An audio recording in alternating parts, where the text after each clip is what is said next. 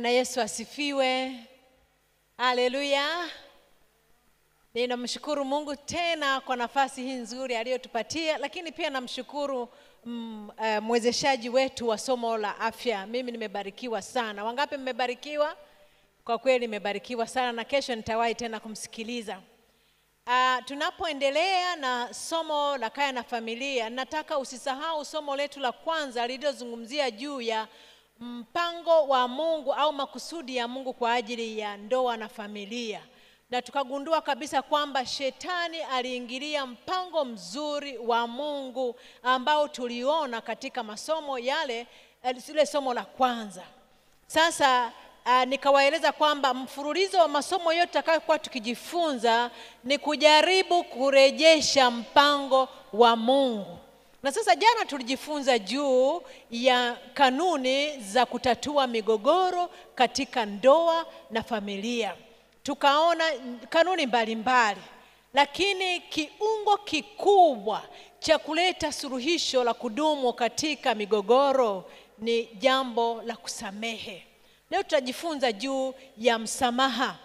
Msamaha ni kitu kikubwa sana, na nataka unapoendelea kunisikiliza udhamirie kusamehe, kwa sababu msamaha unapoutoa ni kwa faida yako, sio hata kwa faida ya anayesamehewa.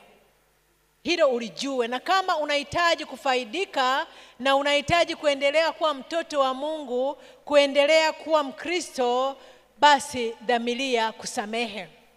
Kusamehe ni kitu gani? Kusamehe ni uamuzi wa kuacha chuki na mawazo yale ya kulipiza kisasi na hasira.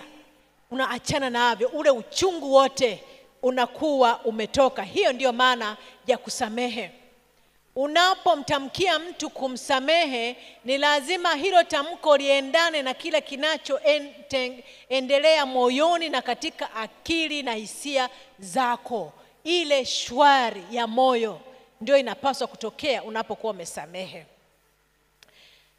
Biblia kitabu cha Waefeso sura ya 4 fungu la 32 inatuambia, iweni wafadhili ninyi kwa ninyi, wenye huruma, mkisameheana kama vile Mungu katika Kristo alivyowasamehe ninyi.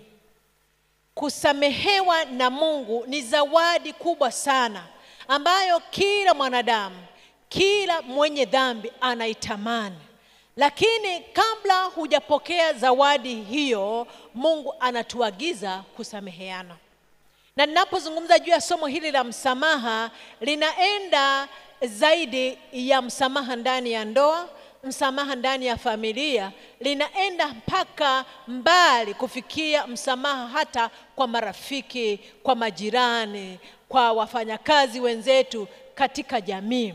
Ikiwa kweli tunahitaji kuwa na furaha na pia tukihitaji kuwa warithi wa uzima wa milele. Sasa wazo la kusamehe halitokani na mwanadamu, linatokana na Mungu mwenyewe. Ndio maana tunapaswa kuliheshimu. Wazo la kusamehe linatokana na Mungu wa mbinguni. Unakumbuka Adam na Hawa katika bustani ya Eden walipokosa, waliona suluhisho ni kujificha. Lakini nafikiri hawakumtambua Mungu wa mbinguni kwamba ni Mungu anaona kila mahali, hawezi kujificha uso wake. Lakini lile kosa lao lililowaletea aibu likawafanya wajifiche. Mungu mwenye huruma alichukia dhambi iliyokuwa imewakumba, lakini upendo wake kwa watoto wake ulikuwa pale pale, haukupungua hata kidogo. Na hivyo kama ilivyokuwa kawaida yake kuwatembelea kila jua linapokuchwa, wakati wa jua kupunga, siku hiyo Mungu hakuahirisha. Pamoja na kwamba Adam na Hawa walikuwa wamefanya kosa kubwa ambalo libadilisha maisha katika sayari hii, na ambayo sisi ni washuhuda wa kile Adam na Hawa walichokifanya, lakini bado Mungu akawatembelea ile jioni bustanini. Unasoma katika kitabu cha Mwanzo sura ile ya 3, angalia vizuri. Mungu akawatembelea na akaita akasema, Adamu uko wapi? Sio kwa sababu Mungu hakujua Adamu yuko wapi. Alijua, lakini ni Mungu wa mahusiano, Mungu anayerejesha, Mungu anayesamehe, Mungu mwenye huruma. Alimtafuta mtoto wake hata alipokuwa katika makosa makubwa sana. Anajaribu kuanzisha mahusiano ili mradi tu Adamu aitike. Ni kitendo cha Mungu kumwambia kwamba niko hapa, mimi ni Mungu wako, ni baba yako wa nafasi ya pili, njoo mwanangu. Kwa hiyo wazo la msamaha lilianzishwa na Mungu mwenyewe, na kwa hiyo ndio maana ni jambo la kuheshimu sana. Sasa kusamehe, hata kama ninaongea hivi, si jambo rahisi. Kusamehe sio jambo rahisi, kwa sababu yule anayetoa msamaha kwanza anahisi kwamba anamfaidisha yule, anahisi kwamba amejishusha sana, au anahisi kwamba yule mtu anayesamehewa hastahili. Ndivyo anavyohisi. Na wakati mwingine inakuwa vigumu, mara nyingi inakuwa vigumu kusamehe, hasa yule aliyekukosea hajaomba msamaha. Unasema hajaniomba msamaha, na msamehe kwa lipi? Unakuwa mzito kusamehe, au unaona kabisa huyu mtu hata ukimsamehe leo, kesho atarudia. Basi unaona huyu hata ukimsamehe, nilishamsamehe, alifanya hivi na hivi na hivi nikamsamehe, lakini harekebiki. Na wakati mwingine maisha yanaweza kukuumiza sana. Mtu anaweza akakuumiza hata kwa maneno yake, akakutendea, akakuwekea kidonda katika moyo. Wakati mwingine mtu ana maneno yake yanaweza akachoma kama mkuki katika kidonda. Watu wanaweza wakakuumiza na ukajisikia kwamba kwa kweli bora uendelee kushikilia kuliko kumsamehe mtu wa namna hii. Msamaha usipoutoa ukashikilia chuki kwa muda mrefu, inaweza wakati mwingine kuwa vigumu kusamehe. Lakini ni vizuri kujua kwamba Mungu anatamani tusameheane. Anataka watoto wake waishi kwa kusamehe na waishi kwa kusamehewa. Wasamehe wengine na pia wasamehewe. Biblia kitabu cha Mathayo sura ya 6 fungu la 14 na la 15. Kwa kila mcha Mungu, hili fungu linakusukuma kusamehe hata kama una uzito gani moyoni. Neno la Mungu linasema, kwa maana mkiwasamehe watu makosa yao, na Baba yenu wa mbinguni atawasamehe ninyi. Bali msipowasamehe watu makosa yao, wala Baba yenu aliye mbinguni atawasamehe makosa yenu? Hatawasamehe. Ndivyo Biblia inavyosema. Mungu hayuko tayari kusamehe makosa ya watu ambao hawako tayari kusamehe. Na ujiandae, baada ya somo hili nitakupa nafasi ya kusamehe mtu aliyekukosea. Wangapi wamewahi kukosewa? Wangapi wamewahi kukosewa? Naona hata mimi nimewahi kukosewa. Kwa hiyo ninajua somo hili linatuhusu. Mungu anasema hivi, kabla hujaenda kuungama, kabla hujaenda kuomba msamaha, uwe tayari kusamehe. Unajua kusamehe ndio udhihirisho kwamba wewe umebadilishwa na Mungu. Na unapobadilishwa unakuwa mtu mpya, unakuwa mtu mwingine. Unajua wale ambao mnaona picha kwenye kiambaza hicho, huyu unayemwona ni kipepeo mzuri sana. Lakini light ungejua sura ya kipepeo kabla hajawa kipepeo halisi unayemwona, sio nzuri. Ni lile finyu finyu tu linalotembea hivi. Ndivyo linalotembea. Lakini kipepeo anapotokeza na rangi zake nzuri, huwezi kumfananisha na kula alikotoka. Ndivyo mtoto wa Mungu aliyebadilishwa anavyofanana. Anang'aa, ana uhuru, ana sura nzuri, ana furaha katika moyo. Ndivyo anavyoonekana mtu aliyebadilishwa na Mungu. Kwa hiyo dalili ya kwanza kwamba wewe umebadilishwa na Mungu ni uwezo wako wa kusamehe na kuacha makosa. Sasa kusamehe kuna kuaje? Jambo la kuzingatia ni hili, msamaha ni mchakato. Sio jambo ambalo unaweza kupata hapo hapo. Haina maana kwamba eti umeumizwa hapo hapo ukisema samehe, unasamehe na uchungu unaisha. Usijilaumu wakati ambapo uchungu hauishi haraka hapo hapo, kwa sababu zile hisia za msamaha zinaweza zisije hapo hapo kulingana na kina cha maumivu. Lakini wakati mwingine, wakati ni mganga, muda unapoendelea, Mungu anakupatia uhuru, anakupunguzia ule mzigo, unajisikia upungufu wa ule uzito. Unajua kwa nini nasema msamaha ni mchakato? Kuna tofauti ya mtu akitembea akajikwaa kwenye mguu wako akasema samahani sana. Unatoa samahani haraka, unamwambia haina shida. Hata kama amekuumiza, hata amekukanyaga na kiatu, unasema haina shida. Lakini ni tofauti na mtu ambaye ameua ndugu yako. Hilo kosa linaenda kwa kina kabisa ndani ya moyo. Kwa hivyo msamaha ni mchakato. Tunapoendelea kumwendea Mungu, tunapoendelea kumsihi atupatie ule uwezo, yeye anatupatia uponyaji na roho ya msamaha.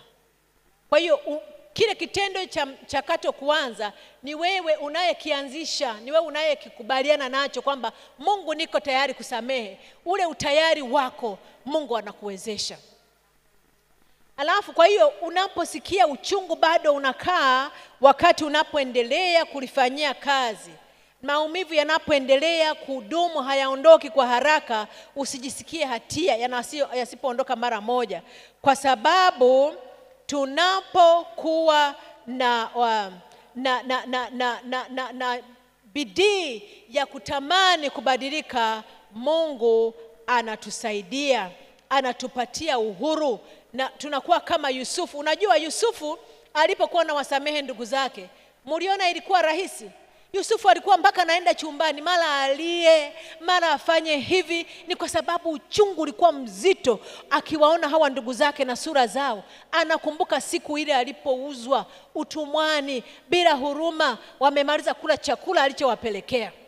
Kwa hiyo kusamehe ni mchakato. Unaweza uumie, ulie, hata ukilia ni sawa, hata ukipiga kelele ni sawa, lakini mchakato wa kusamehe uanze. Tunapojikabidhi kwa Roho Mtakatifu, yeye anatuwezesha kuwapenda hata adui zetu wa kutupwa. Unajua hawa wote ambao tunawaona ni maadui ndio utakaoishi nao mbinguni. Tunapaswa kuwasamehe. Na watu wasiosamehe usifikiri wana furaha. Unajua kutosamehe ni mzigo kwako. Unapoacha kusamehe, wewe ndiwe mtumwa, unatawaliwa na yule ambaye hukumsamehe. Kwa maana gani? Kwa mfano, kama ulikuwa unaangua kicheko, unacheka na marafiki zako, mnafurahia, halafu yule aliyekuudhi sana anapita, kile kiwango chako cha kicheko kinabadilika. Si amekutawala? Amekutawala, ametawala furaha yako, ametawala burudani yako. Kwa wewe sio uhuru. Na wakati mwingine wale waliokutukosea hata hawajui kama wametukosea, wao wanaendelea na furaha. Kuna wakati mtu anakosea na hajui amekukwaza. Mimi nilishaona mtu ambaye hanisalimii karibu mwaka mzima, na msalimia anakataa kuitika, najiuliza hivi ilikuwaje, ni nini? Sasa yule mtu si ndiye anateseka? Maana anahangaika na hujui. Jambo lingine la kutambua ni hili kwamba msamaha sio kama biashara. Biashara ni kwamba unalipa ndipo unapewa kitu. Na kama hujalipa pesa huwezi kupata kitu. Mtu asiseme kwamba huyu hajaniomba msamaha. Hatupasi kumngojea aliyetukosea aombe msamaha ili tumsamehe. Unajua Stefano alipokuwa watesi wake wanampiga mawe, alijua kwamba hii ni saa yangu ya mwisho, nitakufa. Stefano alipokuwa anapigwa mawe, ndipo alipowaombea watesi wake, akasema, Baba wasamehe, maana hawajui wanalolitenda. Unajua unaposamehe ndipo unapoonyesha kwamba wewe unatofautiana na yule aliyekukosea. Kwa hiyo Stefano alisamehe kabla ya kuomba msamaha. Na hata Yesu akiwa msalabani aliwaambia watesi wake, Baba wasamehe, maana hawajui wanalotenda. Lakini pia ninapozungumza juu ya msamaha, simaanishi kwamba kusamehe ni kufumbia macho makosa. Bado una nafasi ya kumwambia mkosaji kwamba hili halikuwa sahihi, hili halikuwa jambo jema uliolifanya, hili lilikuwa kosa, lakini nimekusamehe. Anayesamehe hutambua kuwa kosa limefanyika, na msamaha unahusisha kumsamehe mkosaji bila kukubaliana na kosa lake.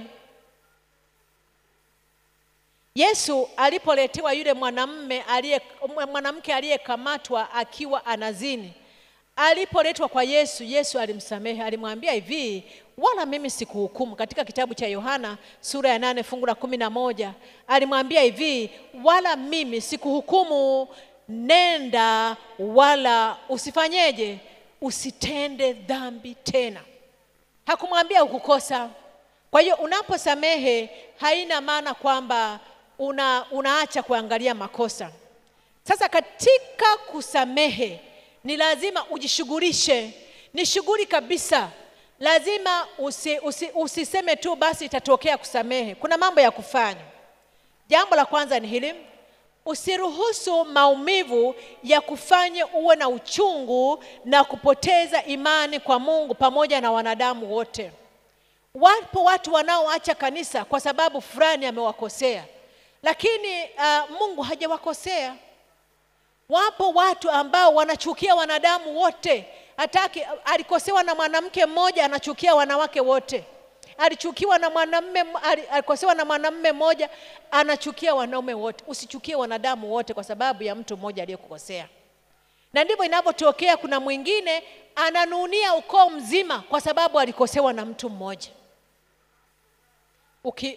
Kusamehe lazima ushughulike. Lingine, Paulo anashauri, anasema hivi, uchungu wote na ghadhabu na hasira viondolewe kwenu, enyi wacha Mungu. Uchungu na hasira na ghadhabu viondolewe. Bwana Yesu asifiwe. Visipatikane ndani yetu. Na jambo lingine ni kwamba mfanye mtesi wako awe mradi wako wa maombi. Muombe adui yako, muombe anayekuudhi. Yesu anasema, wabarikini wanao walaani, waombeeni wanao waudhi. Ni kitabu cha Luka sura ya 6 fungu la 28.